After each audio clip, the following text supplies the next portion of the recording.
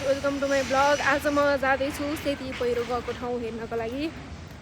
अनि म जाँदैछु यता कहाँ आइपुगेँ म हिँड्दा हिँड्दै आइपुगेँ यस्तो बाटोमा।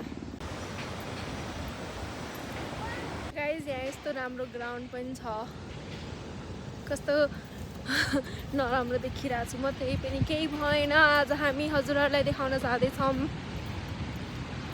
सेती खोला। मैले देखेँ सेती खोला, हजुरहरू देख्न सक्नुहुन्छ सेती खोला। पहिरो गएको ठाउँ यही हो। यहाँबाट म उल्टी लास्ट खतरनाक देखिरहेको, यस्तो डर लागिरहेको मलाई यहाँ बस्न। पहिरो गयो भने के हुन्छ? त्यहाँ रहेछ पहिरो गएको, त्यहाँबाट ढुङ्गा खसेर रोक्यो त।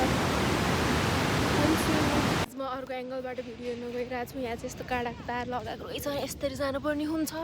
माइक छ कि यहाँको ग्राउन्ड कस्तो राम्रो छ, क्यासै देखिरहेछ।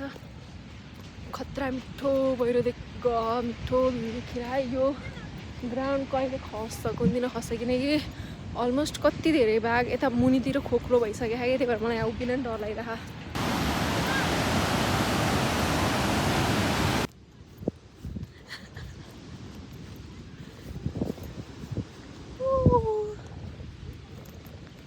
गाइज यहाँको ग्राउन्ड लास्टै राम्रो देखिरहेको छ। यो आउने बाटो चाहिँ म अहिले भ्लगको लास्टमा हालिदिउँ ल। मतलब आउँदाखेरि भिडियो बनाएन मैले, फर्किँदाखेरि म भिडियो बनाऊँ ल। अनि एउटा मेन पोइन्ट राखिदिन्छु कहाँबाट आउने भनेर। यो ग्राउन्ड चाहिँ लास्टै सही देखियो, लास्ट राम्रो देखिरह।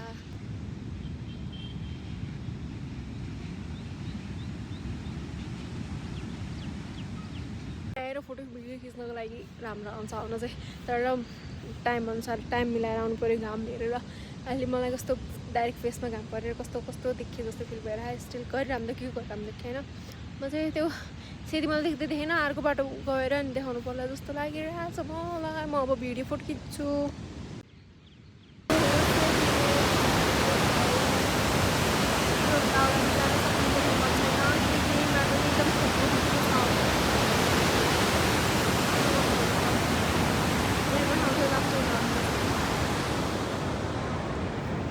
यस्तो दामी ठाउँ भेट्टाएँ, म देखाउँछु गएर।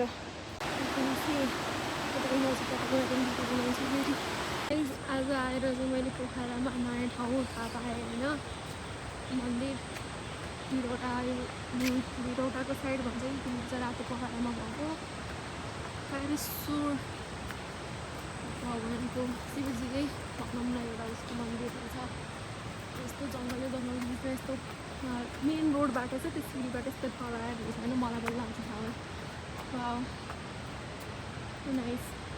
त्यहाँतिर जाने यस्तो राम्रो रहेछ त मन्दिर त, कति धेरै शिवलिङ्गहरू।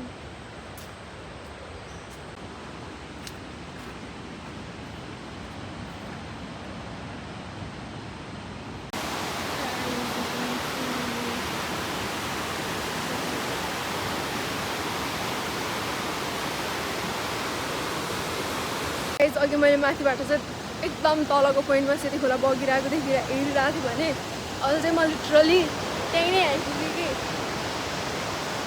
त्यहाँबाट यसरी त्यहाँ खोलासम्म जाने बाटो छ।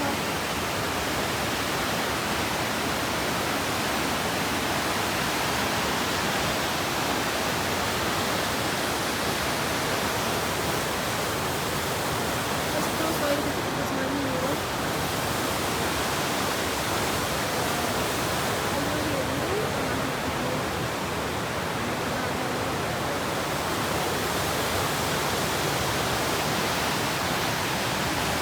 गाइज मलाई लिटरल्ली त्यहाँ जान मन छ होइन, तर मलाई लास्ट डर लागिरहेको थियो।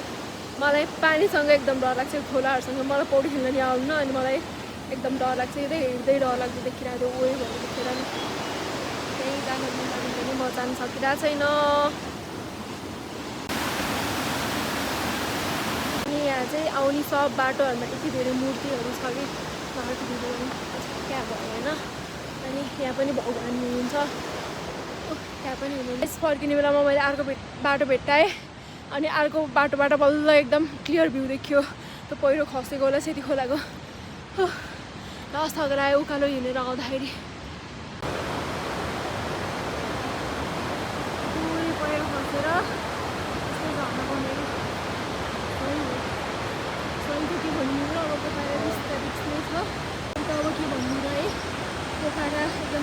छ भन्छन्। अब यहीँ बस्नुहुन्छ डराउनु त पर्ने हो। आजको लागि भिडियो यतिसम्म। अरू भिडियोहरू हेर्नको लागि मलाई लाइक, सब्सक्राइब र सेयर गर्नुहोला। आजको लागि बाई बाई।